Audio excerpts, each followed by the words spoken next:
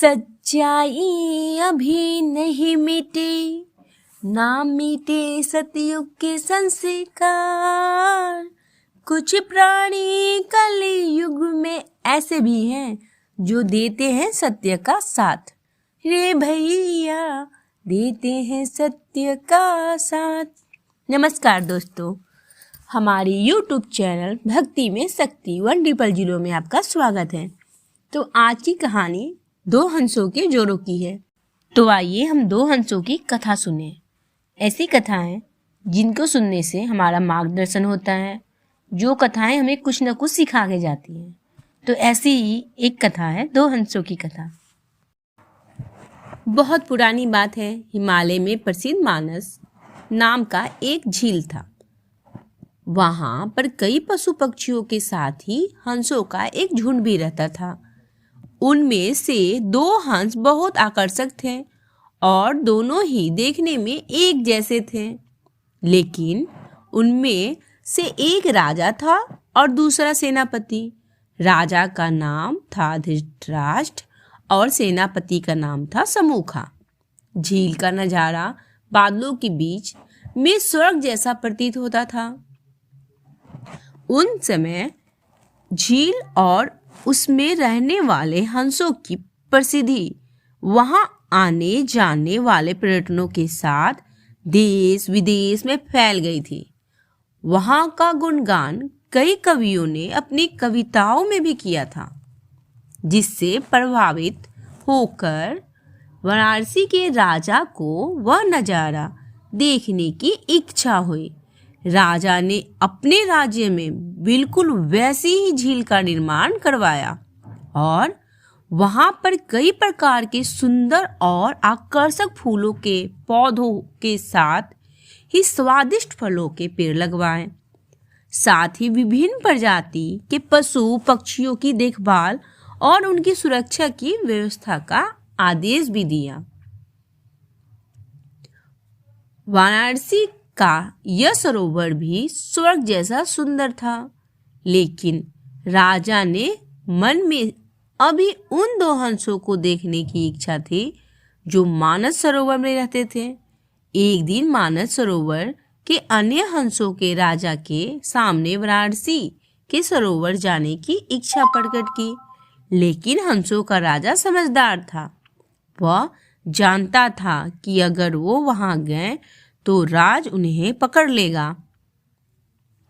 उसने सभी हंसों को वाराणसी जाने से मना किया, लेकिन वो नहीं माने।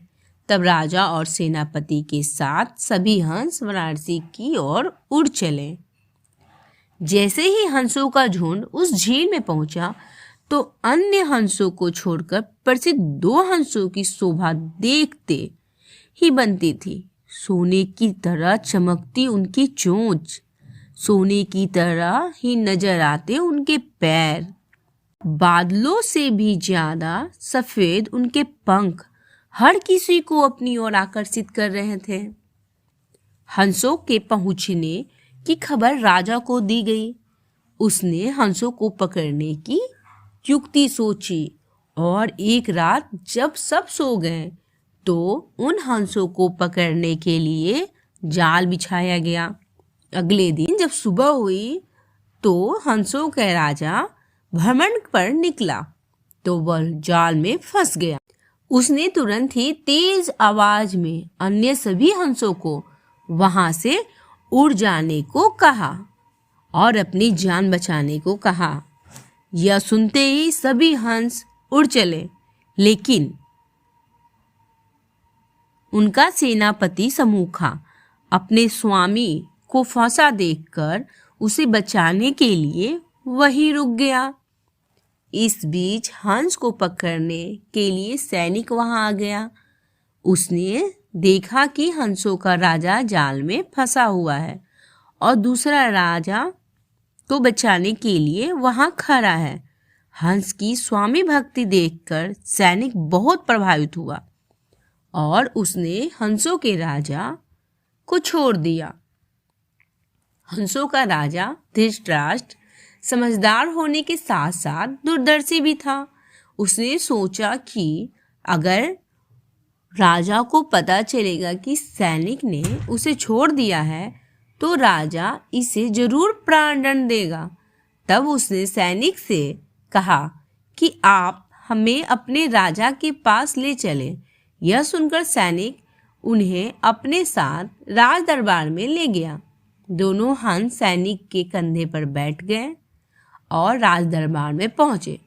हंसों को सैनिक के कंधे पर बैठा देखकर हर कोई सोच में पड़ गया कि जब राजा ने इस बात का रहस्य पूछा तो सैनिक ने सारी बात सच सच बता दी।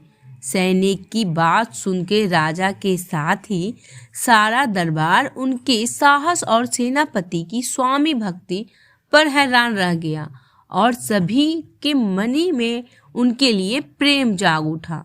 राजा ने सैनिक को माफ कर दिया और दोनों हंसों को आदर के साथ कुछ और दिन ठहरने को निवेदन किया। हंसों ने राजा का निवेदन स्वीकार किया और कुछ दिन वहां रुककर वापस मानस झील में चले गए और राजा और सेनापति को देखकर उनके सारे हंस बहुत खुश हुए। इस कहानी से हमें यह सीख मिलती है कि परिस्थिति कैसी भी हो, अपनों का साथ कभी नहीं छोड़ना चाहिए। हमारे YouTube चैनल भक्ति में शक्ति 1000 को लाइक करें, सब्सक्राइब करें और नीचे जो बेल आइकन है उसे दबाएं ताकि हमारा नोटिफिकेशन सबसे पहले आपके पास